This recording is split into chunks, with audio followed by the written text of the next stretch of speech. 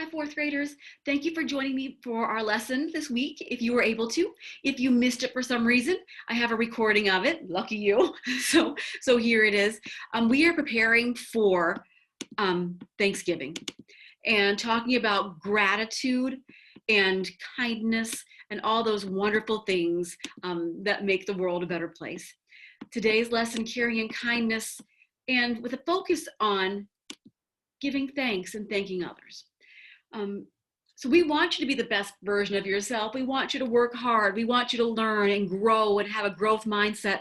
But we also want to make sure that we are helping develop kind and caring kids. It's really important. When you are kind to people, they are more likely to be kind to others. Research shows this, that your one act of kindness will help others also be kind. And the people they are kind to are more likely to be kind to other people. So it just keeps spreading. It literally is like the flu. Kindness keeps spreading. Kindness is like throwing a stone in a lake. It creates a ripple that goes on and on. And if you've ever done this, you know about those ripples. You've seen them in lakes or ponds. Some people think that only really big acts of kindness can create ripples, but small things, I think they make a difference too. So pretend the things on the left, the items, the bowling ball and the shoe, are big gestures of kindness, really big things.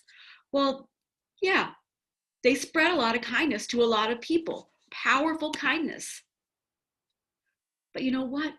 Even the smallest act of kindness, like holding the door for someone, like telling someone thank you, those small things also make a difference in people's lives. Even small acts of kindness create ripples. So how can you be caring and kind and create ripples of your own? There are 4 things we're going to talk about today: helping others in need, expressing gratitude or saying thank you, listening and truly trying to understand others, and offering forgiveness. Those are the 4 things we're going to talk about in the next few minutes. Helping others in need. When we see a need, it's jumping into action. If someone's spilling groceries, if someone needs help with the door, it's simply seeing a need and taking action. And did you know there are some things that only kids can do? For instance, this little boy, he's new to a school. He's too nervous to ask people to play with him. The adults, we can encourage others to play with him, but really, who needs to help this new student? You. You need to help by inviting him to play. Your little baby sister, she drops her toy. It's a little tiny hand can reach in there. A grown-up might not be able to do it, but another kid could. There are things that kids can do that grown-ups can't. So help others with whatever you can, whenever you can. And that ripple of kindness will spread. This one here, a second way to show kindness is to tell people, here it is, the magic letters. Tell people thanks. We don't always say it enough. Tell someone thanks or thank you. It could be anyone. Think about sending a card, drawing a picture, giving a hug, or some other way that you have thought of about showing gratitude. Think about your parents, someone in your family. What have they done for you, and how could you tell them thank you? How could you show them gratitude? Think about your teachers. What could you do to show them thanks? What have they done for you? Think about your friends. How have they helped you, and how could you tell them thanks?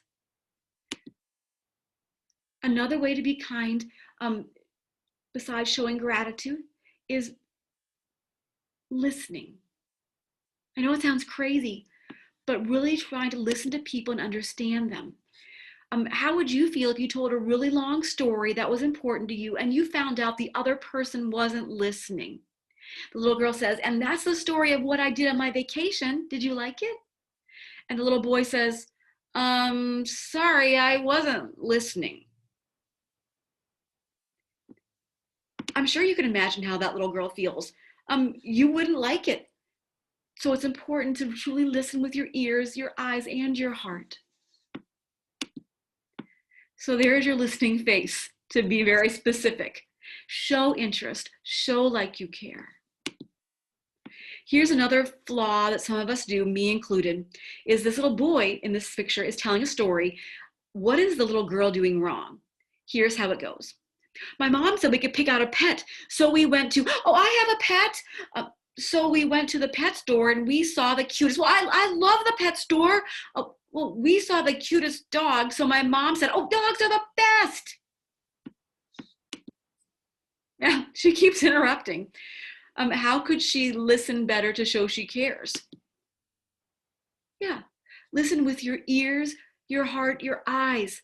Listen to the words they're saying and the emotion that they're showing. Ask yourself, I wonder how they're feeling. Trying to understand where someone's coming from. That's what, as school counselors, that's what we do a lot of. We try to understand how people are feeling. Now, this is a longer story, but basically, Ellie gets a game and wants to share it with Jackson.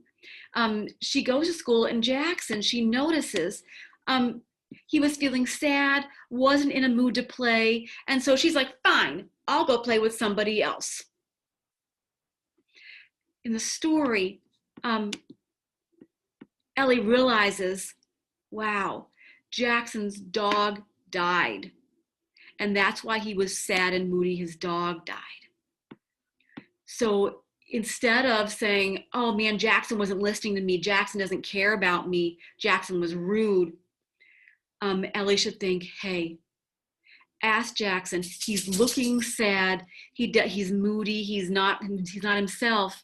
Notice how he's feeling and then ask. So she asks him, hey, what happened? Tell me about your dog. She tries to picture what it would be like if her dog died, and she realizes that she would probably be moody and maybe a little rude, and she would be sad. So she decides to try her best to be kind and caring to Jackson, even though he was moody. So if you see a friend, you see a grown-up, you see someone in your life, and they just look like something's on their mind or something's wrong, make the effort to stop and listen.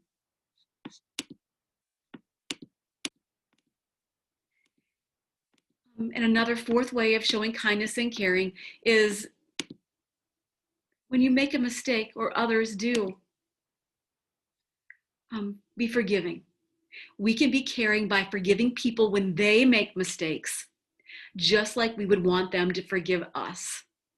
That's a good way to think about life in general. Would I want someone to do that to me or for me? So being a forgiving person.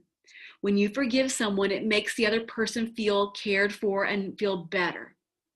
But it also helps you. And this is another story, it's a little longer, but basically there's two kids and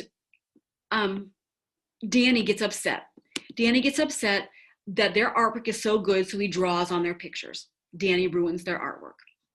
While the two other boys, they get upset. Danny apologizes. Okay. One of the boys says, I forgive you. I understand it was a mistake. But the other boy, Mikey, was so mad. He was frustrated. He pouted all day long. He moped, and he had no fun. Basically, he ruined his day. So what they're trying to get at is just forgive when you're ready, and don't let it ruin your day. Don't let your anger ruin your own day. Say, hey, it's a mistake. Try to let it go and try to enjoy the rest of your day. And that's something I struggle with as well, is forgiving. So to review, talking about being caring and kind, how can we do this? Help others in need. When you see a need, do something about it. Show gratitude. Tell people, hey, thank you. I appreciate you. Listen and try to understand. If you see someone's having a hard time or someone wants to share a story, pause, hit the pause button, listen with your ears, your heart, and your eyes. And finally, forgive. That's a really hard thing to do at first, but once you learn how to do it and learn how important it is, what a wonderful difference it makes for you, I think you'll want to forgive more often and more easily. Here are 2 quick things you could do in the area of gratitude is I challenge you to write a letter of gratitude to someone, a letter, a note, just let them know, hey, I appreciate you. And the second thing, you could make a gratitude jar. Basically, it's putting in lots of good stuff, the things that you're grateful for, the things that you appreciate, just the good stuff in your life.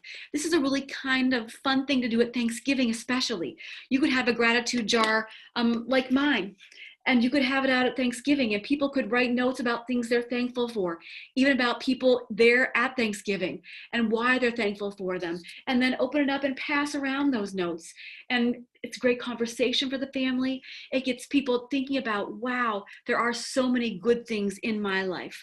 Because sometimes it's easy to focus on the negative, but it's really important for your own health, for your mental health, your emotional health, to focus on the good things in your life.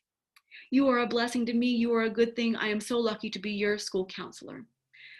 Happy Thanksgiving, everyone. I'll see you soon.